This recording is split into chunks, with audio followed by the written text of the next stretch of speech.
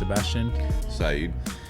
So, welcome to the podcast, man. Finally, I know it's a new setup. We're at my office right now, and we've been talking about a few things, and I figured it'll be valuable to bring Saeed's point of view on some things, and we're going to talk about dispatch relationships, driver dispatch relationship. That's what it should be, right?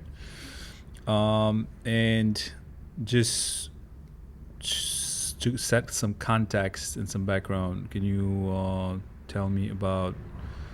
tell our viewers about your background and how long have you been in the industry? I've been in the industry, I'd say about close to 8 years now.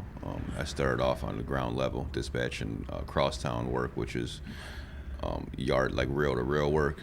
So I started off doing that for a number of years, and then dispatching the regional work, and then from there I moved up to doing operations. Now I'm managing the operation at a decent-sized trucking company. You've been with me for how long?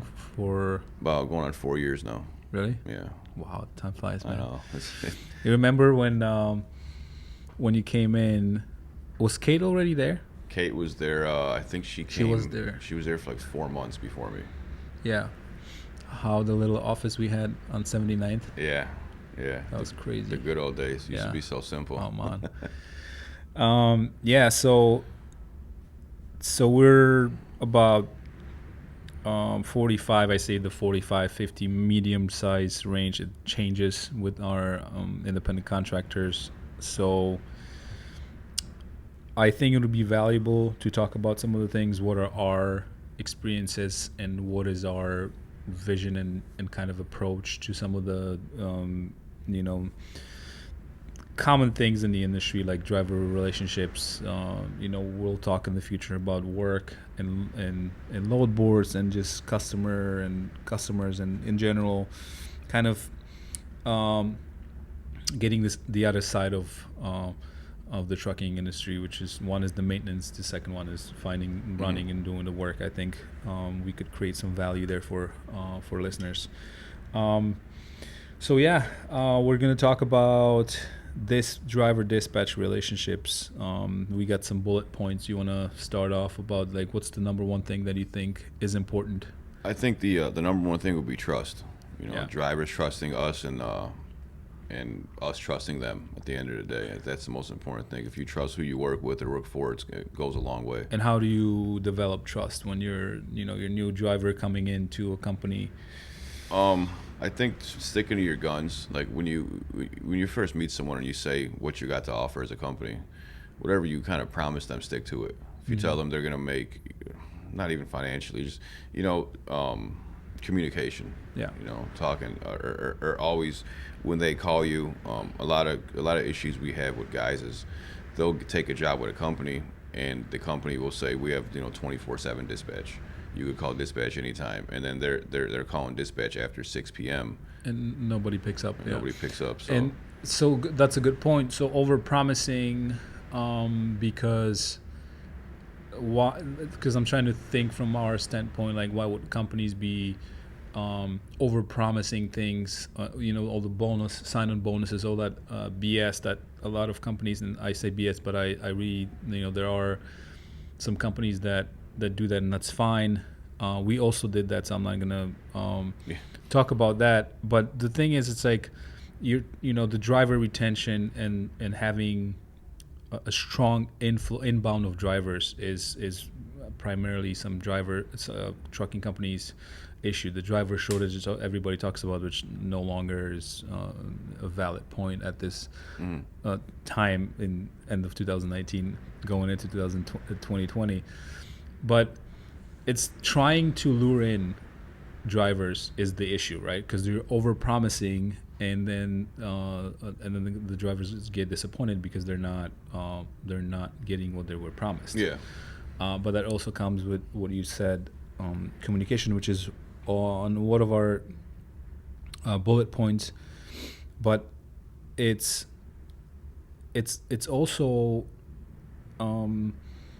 just the information you provide, and unless you get certain treatment at a company that helps you understand how they function. So like showing, like having people in our operations room and showing them what we do and meet the team, right? Like that all matters. All the details matter. Like bringing, you know, the dispatchers, bringing you in our team, and so the driver knows, like, hey, you know, just know them by name, and then you just really have to give it a shot and see if the company delivers on what they say. Yeah, and you said something there is knowing them by name. You know, a lot of stuff that I hear is I'm just a number.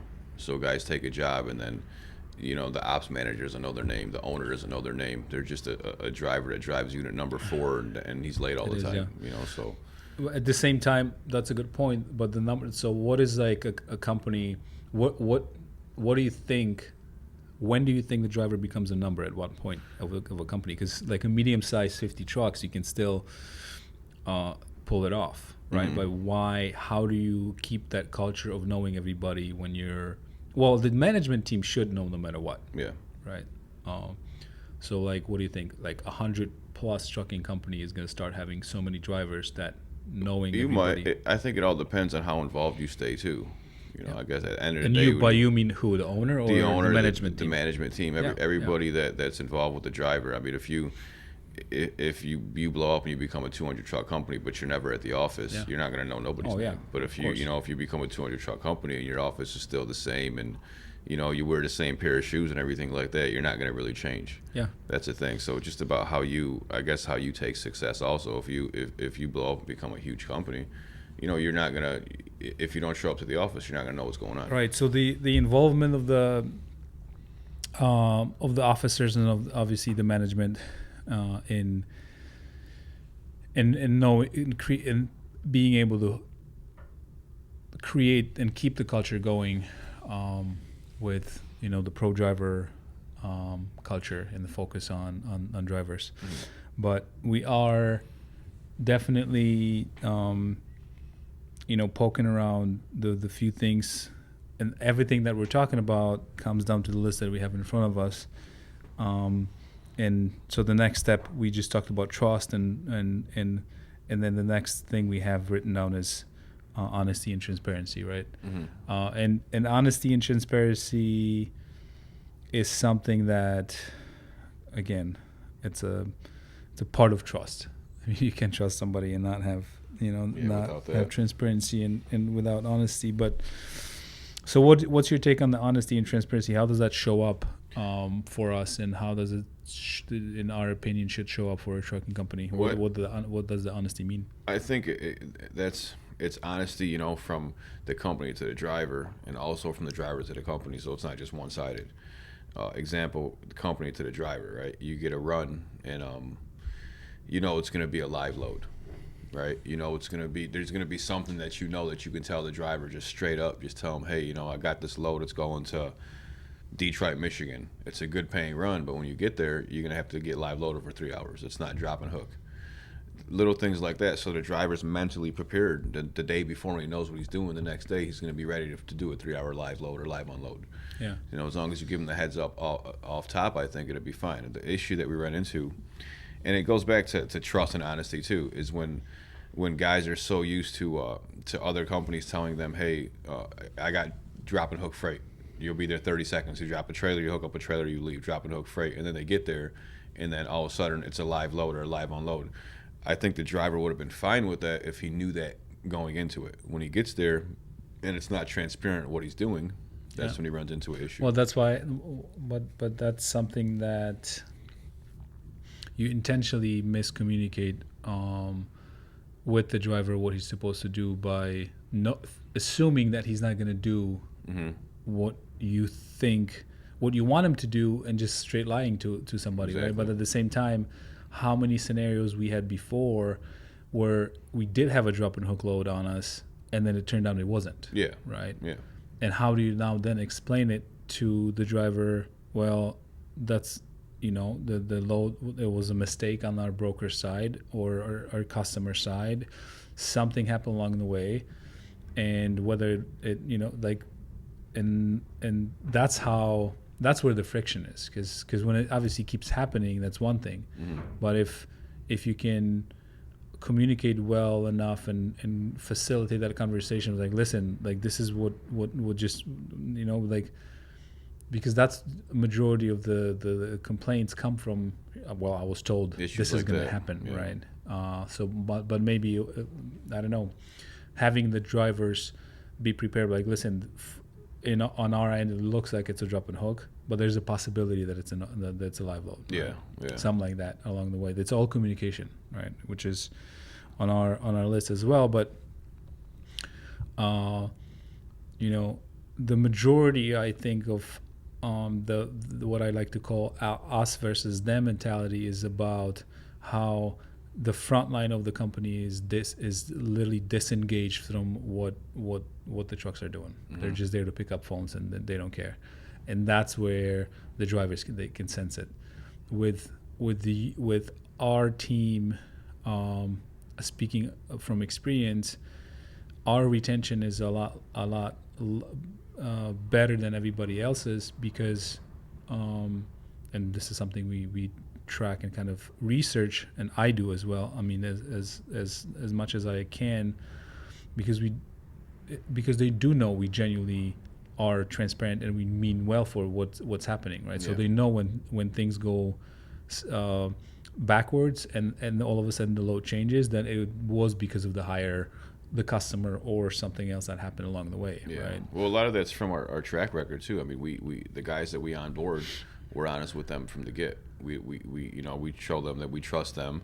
We're real transparent with the dispatch, so they know, their first X amount of months with the company, they know that we're not BSing them. We're giving them, the God's honest truth to whatever's going on. Yeah. And then when an issue does present itself with a customer for the first time, they know. I mean, after someone spends X amount of months not lying to you, being honest with you, if something happens, that's the trust develops, and then you know, exactly. But the thing is, sometimes we do have. I don't know if you remember any cases of having new drivers hop on or owners, and just things going wrong for days. Yeah. Right. Which is like, what the heck is going on? Well, usually their first couple of days when everything that goes wrong could go wrong the first 2 days of the company. Yeah. So that's something that you can't sometimes avoid. And we're sitting here thinking, what the heck is going on? Why is this guy has such a bad luck? But but you learn. I mean, you learn from experience that you can't ever say for sure what it's going to be. Yeah. You can't say, just like you said 30 seconds ago, it could be a drop and hook on paper, then you get there and the customer's under pool for empties because everybody else didn't drop empties for the past week. Yeah. So now you're there and they got to unload you, know. Yeah. So you can't, like I learned, a while back that you can't, don't guarantee something. And just tell them. Which is a perfect segue to the second thing, to the another bullet point is mindset, right? Like if you're expecting that everything go perfect in trucking, it's not going to happen. Yeah, good luck. And I mean, it's like if you understand what comes with the territory and what comes with the responsibility, I mean, you can, it's what you're getting used to, and we're creatures of habit, and you do one thing at one company, then you try to, replicate it somewhere else. And oftentimes that doesn't work, but there are dedicated routes, and there are dedicated. But how many times I had drivers on an interview, and it was like, "Well, it was great 2 years ago." It was like, it was last year was great. I'm like, well, great, but not, it was great for 2-3 years, and now it isn't. Yeah. Right. So nothing's guaranteed. Absolutely. Companies lose contracts. With what we've been seeing in the correction in 2019, there's a lot of that.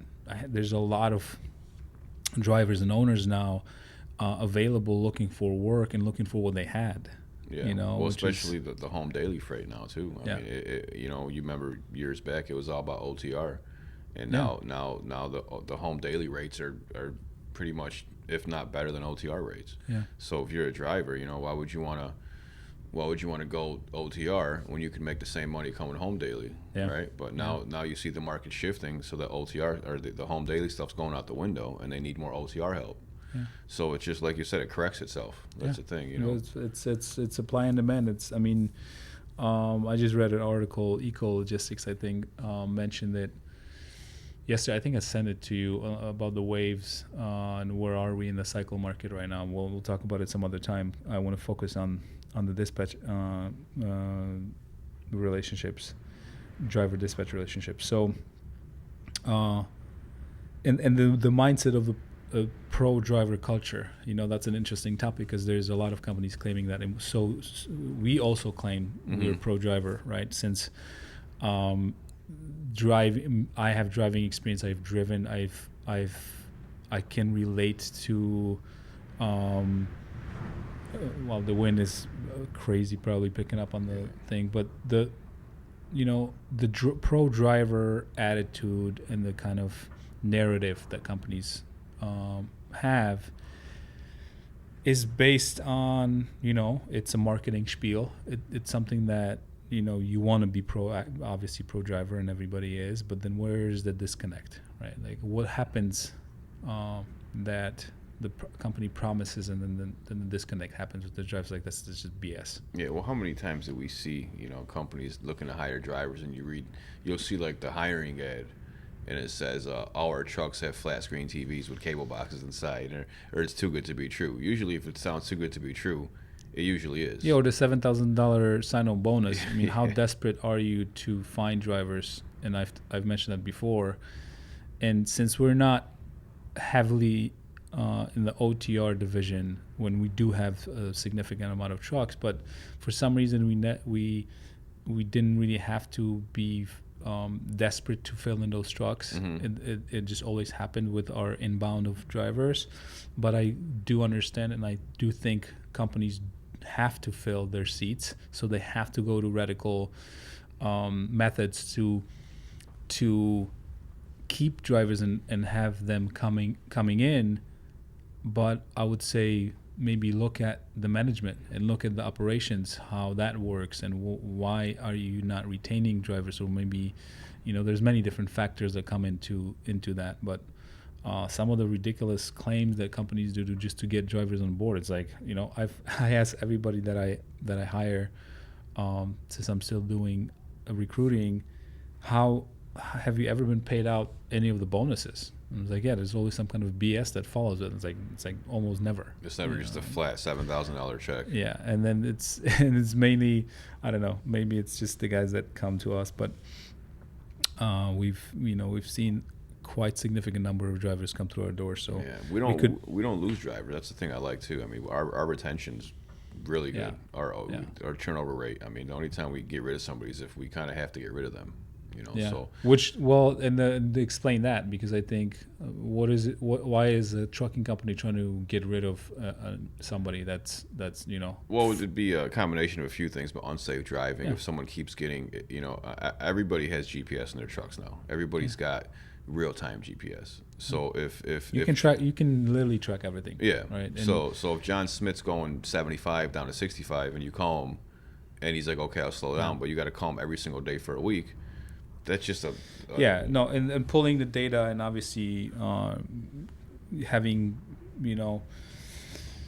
good reporting is key. Then you have to determine like, crap, this guy is he's a hard worker but unsafe as hell. Yeah. We deal with that comes with our territory as far as trucking companies. Like, we have to make those decisions, and that reflects literally our safety scores. It reflects our performance, our insurance costs, everything. Yeah.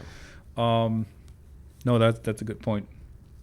And the last one that I have is the most important one, which is the communication piece, right? Like, from what I can share, and I think you're gonna have definitely some input about this. Not whatever I'm saying is not necessarily what you're hearing, right? That's why I'm big on over communicating, because I'm saying one thing thinking I'm saying something, and then the driver or the owner or even a team member hears completely different thing. And I've been called out a few times before. I'm like, well, you've said that already a couple of times. I'm like, yeah, that's how important over communication is for me, because there's no, and then obviously you can follow up on paper but we've been over communicating within our company for some time now. And what's your take on that? What do you think? What have you been observing around I think it's working. communication? I think what we're doing is working. Do you think we're doing it? Are we doing it enough? I think we are. I think that we're doing. We verbally verify things. We'll call drivers and verbally tell them what they're doing. We have an application that we use, a messenger application that we dispatch through. We'll send them to dispatch and we'll talk to them before they leave. I think that if you talk to someone for an extra 30 seconds, but they get something done right, it's worth 30 seconds of your life. Of course, it's worth repeating yourself 3 times. Yeah, it really is. And there's nothing worse than, I have a lot of examples, like actual on the road, job examples, right? So like, there's nothing worse than, we're in Chicago. So if a guy goes to Detroit and he's supposed to take a load to Detroit, but he calls you from Detroit and he says, hey, I got to empty, they're not giving me the load. And you look at his dispatch and it clearly says, take this load to Detroit, and he calls you vice versa with the empty. There's nothing worse than that in the office, because you just drove 350 miles for what? Yeah. Because now you're going to come back. It's going to be a headache to fix. Yeah. So that could have been easily resolved. Like we spoke to the driver 2 or 3 times about that. He wasn't sure. Call into dispatch. No one. I mean, that's what we pay our dispatchers to do. Well, which is the driver's side. It's like you're making decisions on your own. It's not. You have to verify with the team, no matter what. I mean, that's the 101. Driving, trucking, but it's ultimately the disconnect. What you just said, from drivers thinking what they're hauling versus I'm just behind a wheel driving a truck. Or whoever they worked for before used to get upset when they would call and ask questions. So now they think, hey, let me just do this and not get them mad. It's not like that. True, because you're totally right. Some companies do get annoyed by drivers calling, and I'm talking about the smaller companies, because obviously the bigger companies have coverage all the time. Mm-hmm. We have 24/7 coverage, but I see that you're right a lot when my previous company would pick up a phone in the evening or at night, or when something was happening, I had to wait till the morning. I was like, I mean, if the owner's disengaged from, and you remember the early stages of our company, how we would both be on the call for 24/7 just to make sure everything was delivered properly and done properly, and if there were questions. So you're right. If there's somebody coming in and they're like, well, I didn't call because my other company was mad about me all the time to do that, then totally makes sense. But then we should communicate that in the beginning as well. Tell them, hey, you call us no matter what. We have coverage 24/7. You need to verify every move you're doing, because obviously it affects the bottom line. Awesome. About communication, what else would you put in? What do you think is worth mentioning here from our I just think experience? That, since we're talking about dispatch, driver relationships and everything, at the end of the day, we're on the same team. Yeah. Drivers and dispatchers, drivers and owners, drivers and managers, they're on the same team. Yeah. Right? So it's not us versus them mentality. Honestly, it's not. What it is I'm dispatching freight, right? And I'm giving the driver, let's say you're a driver, I'm giving you freight to do. I don't mind if you call me and ask me questions, as long as we get the freight done right. That's all that matters. For me to sit in the office, and back to that mentality, like if a driver was with a company that's so used to not being a good company for them, right? They got this mentality like, oh, the company's out to get me, or whatever it could be, right? There's nothing better for a dispatcher than a driver who over communicates and is productive at work. Yeah. There's nothing better, and then there's nothing better for a driver. I mean, you drove, I never drove, but there's nothing better for a driver than knowing that your dispatcher is someone you could trust, and he'll give you the freight and it gets done. So like instead of that mentality where it's us versus them, leave it at the door, and when you go to a different company, leave your old habits behind at the other company and start fresh with this company. Obviously, it didn't work out where you were before. Yeah, so but that doesn't mean all of the companies are like that. So don't come in with with being upset, because my team downstairs, man. If we have no issues all day, it's the best day ever. Yeah, and that's what we want. We don't want to have it. We don't want to fight with drivers. We don't want to. It's not like people come in and try to come up with reasons to mess with drivers. Yeah. You said that before, and I totally agree. And what I also wanted to bring up is that if there is a calmer day then we then we plan what's going to happen next week, in the next few days, Yeah. and we're constantly involved, even with the dispatchers, planning the future of what's happening, right? Yeah. And it's like, so yeah, no, you definitely hit some good points here, and the biggest thing about the drivers having the old habits, some like carrying over bad habits or bad attitudes from different companies, is because it is still present there. And I wished it didn't happen. I wish there was more transparency and more people trying to help each other versus just thinking about how to get this guy just move the load and go,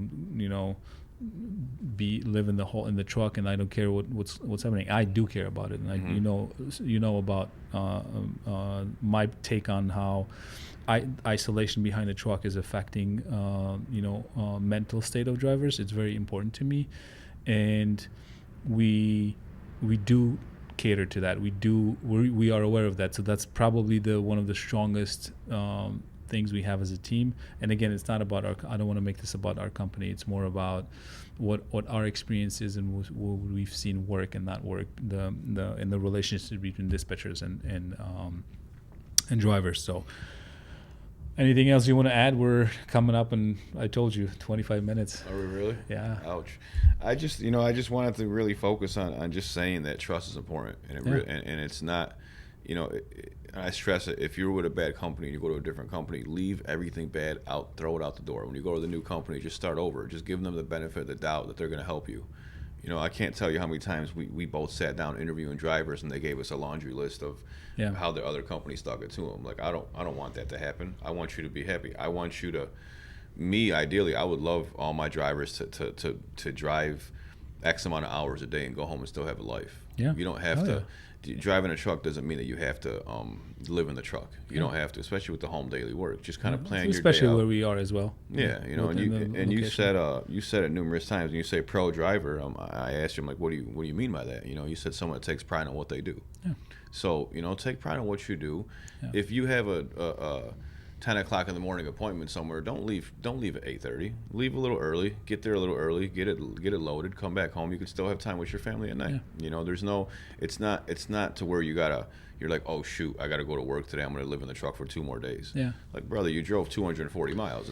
You're not really gonna live in the truck. The only thing is also, it's a very good point. The only thing is also that there is a lot of burnout in the industry from what we've been seeing, and that's more our side of thinking or approach would be how can we prevent that? Like, how can we come up with something that prevents the burnout, or maybe design it, because it does exist, and I can speak to that personally. So again, you're right. The ability to do regional and local freight that gets you home is the good. We're in a good spot for doing that. The problem is now the supply and demand, because a lot of guys want to do that, right? But that's a different topic. I think you summarized it properly. The pro driver and the pro company, they both should be developing each other's trust and just taking pride in what they're doing. I wish there was more companies being out there communicating about those things and not just being passive. Because how do you make a research about a company? How do you get to know them? That's a step in itself. That I totally agree with you what you're saying. The problem is a lot of companies just don't exist anywhere. Yeah, you can't do your homework on it. I mean, you can do your homework by ex-employees. By just trying out. And how many drivers we had, just to summarize, that we would look at their previous history record. What companies they drove for, and you're looking at the list, I'm like, holy crap. It's like, yeah, because I was jumping around, and the guys that are now with us for a long time, and they're really good drivers. Yeah. It's like, you never know. Sometimes it's a bad thing, sometimes it's a good thing. The thing is, I wish there was a better way of I mean, getting to know the companies before you do that, because it's there's just like any industry, it's about the leadership and the management team that runs the company. Yeah. It's like how many we and you take a lot of chances though. We do. You'll see someone that says let's give them a second chance, and you'll say let's give them a third chance. Yeah. So we do take a lot of chance, and knock on wood, it's worked out for us. It did, but the chance, you're right, but the chance without coaching is not going to go anywhere. There has to be coaching involved, and by coaching I mean helping him get to a better place and help him understand, hey, you're messing yourself up. Mm-hmm. We've had numerous drivers that messed themselves up, and now they're driving forklifts or Uber. Yeah. Because I mean, you can help somebody get the information. You're not gonna, you're not. What's the saying? You can take the horse to the water. Yeah, but you can't make them drink it. Yeah. See, so it's like, yeah, it's true. Ultimately the responsibility in the roles we're in is very significant. Like, you have to be responsible for what you're part of and what your role in this whole system is. Yeah. Right? And then if you do that, then good companies will notice that if you're a driver, and if you're a good company, drivers will notice that. Yeah. Right? Well, you're not gonna be a good company without drivers, and drivers aren't gonna be drivers without companies. Yeah. So we're all intertwined. However we look at it, we need them, they need us. We're all on the same team. I can't stress. I could say it so I'm blue in the face, but we're all on the same team. Yeah. Dispatchers don't go to sleep the night before thinking of how to stick it to their driver in the morning. Yeah. They want you to be smooth and running and happy. That's what we all want, So, and then another thing we didn't really touch on, we were talking about, I guess back to, it's all about trust and honesty. It really is. And even from our standpoint, if you're going to call off on a load or something like that, or call off of work, I understand that people get sick. There's family emergencies. I get it. I really do. Trust me. And I don't want to tell you. I don't want to tell you half the excuses I got. So there could be a podcast on its own. Yeah, we excuses. should do that maybe next Thursday. Yeah. But I just think that just the more honest you are, the better, man. And my mother taught me this as a kid. If you keep lying, you got to always lie to cover your lie. Just be honest. Just if you woke up and you need a mental health day to not come to work, just say, hey man, I woke up today, I'm feeling a little depressed. Maybe I'll come in for a hug later, but I can't run my freight today. Or just true, but and then don't do it at the last minute. That's the biggest issue, because that's the communication aspect. You wake up in the morning like crap. Well, but there's a lot of different layers to that, because you can feel fine going to bed and then you wake up and it completely emergencies. Butchered, some stuff happens, but just if and then plus with us, you could imagine these brokers, this type of stuff they hear. So that's the one thing that me and you pride ourselves on, is just being honest. I'll tell a broker my driver's got the bubble guts, he's not coming to work today. I'm not going to say that he got struck by lightning going to save a family from a fire or nothing like that. It's just, that's all. Just be honest. And even from us, even as a company, as other companies listening to this, be honest to your drivers too. If you don't got the freight, tell them you don't got the freight. Don't just keep brushing them off and then you ruin their next day. It's just transparency is very important. It really is, and it's so easy to do, but it's so easy to mess up too. Yeah, true. Good stuff, brother. Right, sir. Thank you. Before I let you go, I just wanted you to visit our Instagram page. It's at truck.yoo, and give us some feedback. Tell us what would you like to hear about, and any ideas, any recommendations, comments are greatly appreciated. This episode was brought to you by Era Transport and Era Service out of Chicago. Guys, thank you very much. Share, subscribe, and drive safe. We'll talk to you soon.